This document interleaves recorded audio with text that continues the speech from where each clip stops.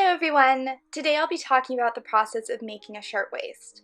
This style was worn between the late 1800s and early 1900s. This piece is part of my turn-of-the-century cycling costume, but it could be worn with a variety of ensembles.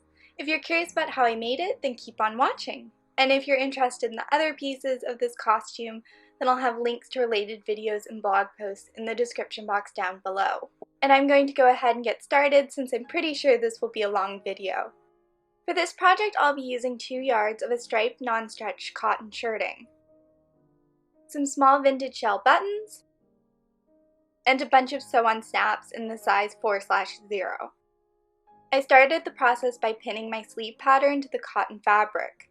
When doing this, I made sure the stripes on the fabric lined up with the direction the sleeve pattern is going. Then I cut the sleeves out,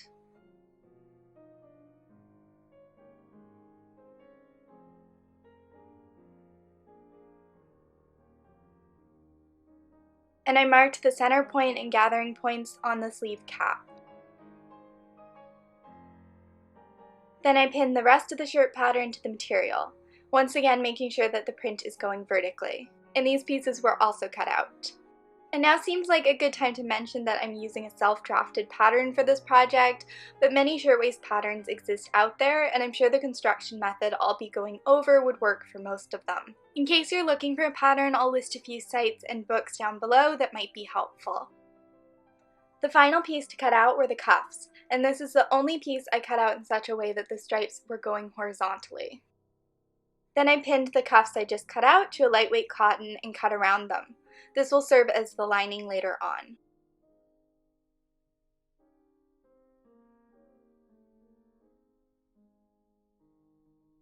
I removed the pins from my sleeve pattern, then pinned the dart at the cuff and elbow with the wrong sides of the fabric facing each other.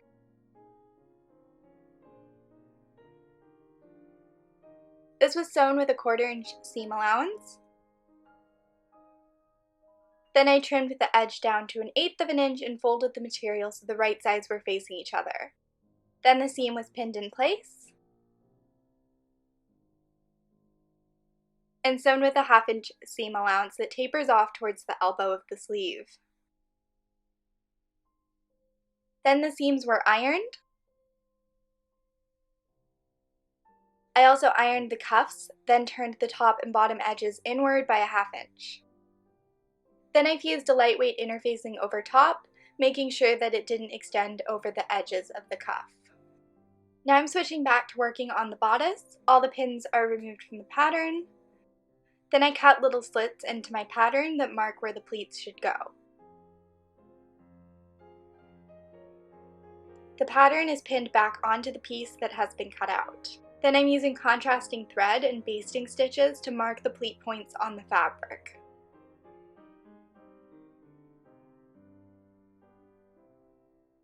Once they are all sewn, the thread between each mark is clipped so the pattern can be removed.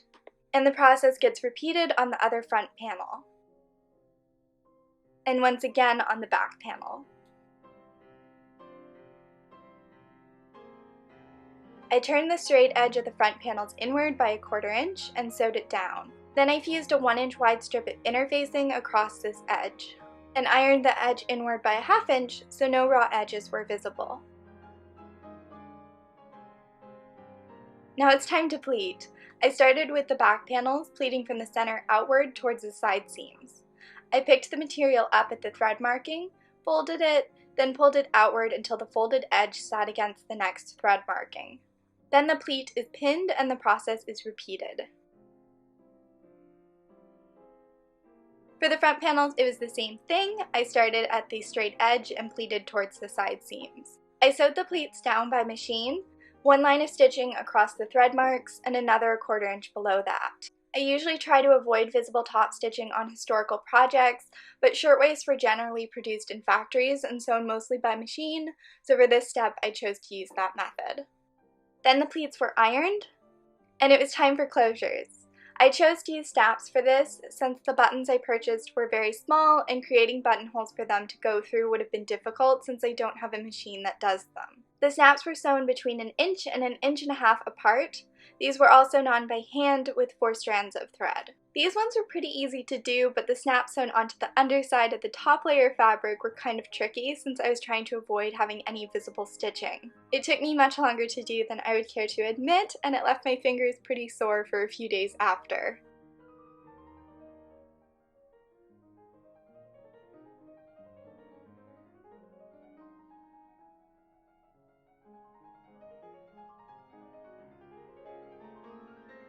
Then I sewed my buttons on, and much like the snaps, they were sewn between an inch and 1¼ inches apart.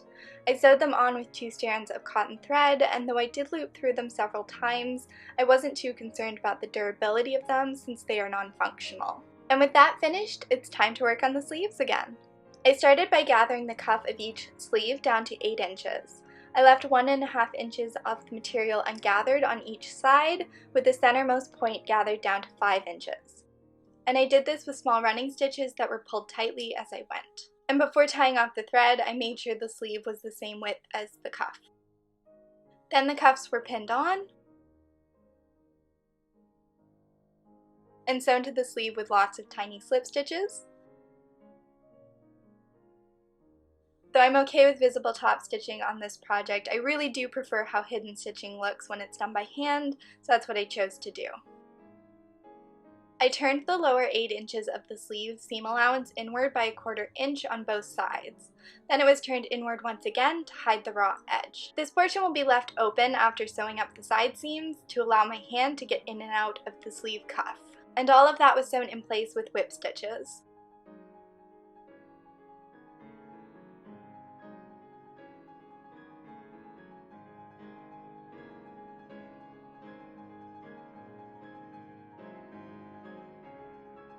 Now it's time for sleeve closures.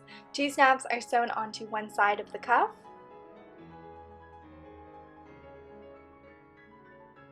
Then 3 buttons are sewn onto the other side.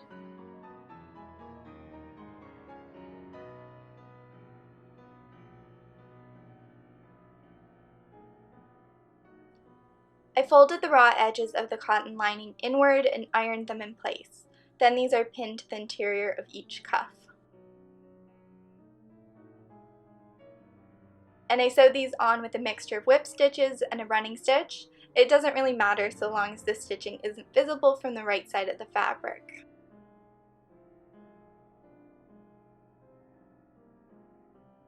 Then 2 snaps can be sewn to the interior of the cuffs to complete the closure method.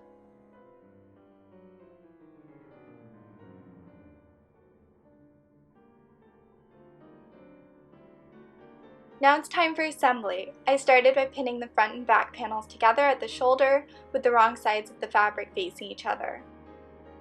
These were sewn with a 1/2 inch seam allowance, then the allowance was trimmed and the seam was sewn once again, this time with the right sides facing each other.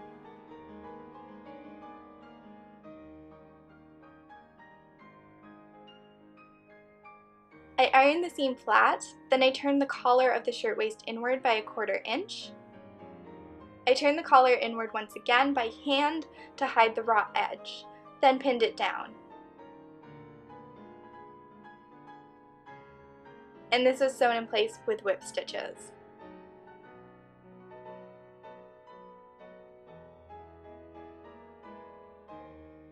With that edge finished, I sewed on the final snap and button. I didn't want to add these earlier since I didn't want them to get in the way of ironing that edge.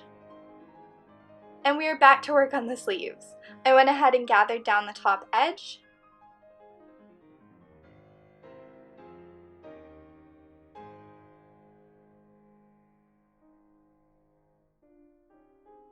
Then the sleeve was pinned to the bodice with the right sides facing each other.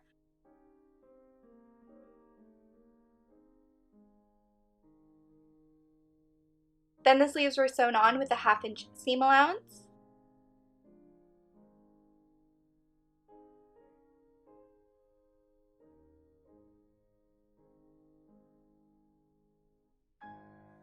And the raw edges were covered with lace seam binding.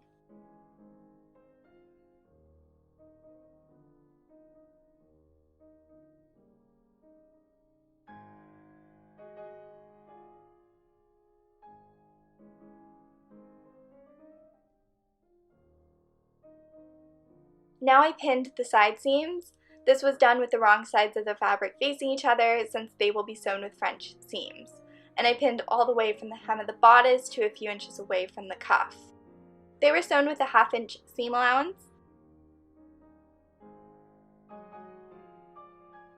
Then the seam allowances were trimmed and the seam was resewn with the right sides of the fabric facing each other. And I tapered the stitching off when I reached the point where the seam allowance was turned inward by the cuff.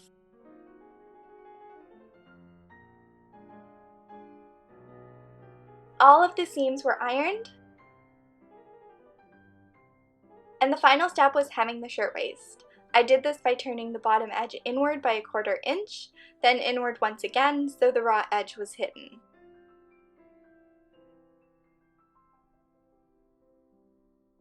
I sewed this hem by machine, keeping my stitching 1/4 inch away from the hem. And then the hem was ironed. Now the shirtwaist could be called complete and worn as is, but I decided to add a collar to mine. So I pinned my collar pattern to 4 layers of cotton sateen and cut around it.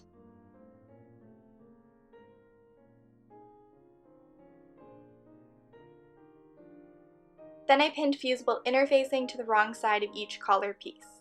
And I trimmed the interfacing a 1/2 inch away from each edge of the cotton sateen so it wouldn't interfere with the seam allowance. I did a pretty sloppy job here, so please don't look too closely, and then I ironed the interfacing in place. I pinned the pieces together with the right sides facing each other, then sewed the center seam for each one with a 1/2 inch seam allowance. The 2 pieces were pinned with the right sides facing each other, then I sewed around the bottom and side edges with a 1/2 inch seam allowance. I lint rolled both sides, then trimmed the corners and turned the collar the right way out. And as per usual, I used a color pencil to make sure all the corners were nice and pointy. Then I finished the bottom edge with lace seam binding and pinned it to my shirt. I sewed this in by machine as close to the top edge of the shirtwaist as I could. And that was it! The shirtwaist is complete. I'm really happy with how this turned out. It was actually my first time making such a structured shirt. I've only made partial shirts and smocks in the past, so that made the end result seem even better in my eyes. And even though this shirt is complete, the costume I'm going to wear it with is not. I still have a matching pair of bloomers to make, and I'll be documenting the process of that in another making of video. And after that, I'll have a video going over the entire ensemble and how it looks worn. So if any of that interests you, then you should subscribe. And as I said earlier, I'll have relevant links with more information about making this shirtwaist and the other pieces of this costume listed in the description box down below. Thank you so much for watching. I really appreciate it, and I hope you enjoyed this video, and I shall talk to you all very soon.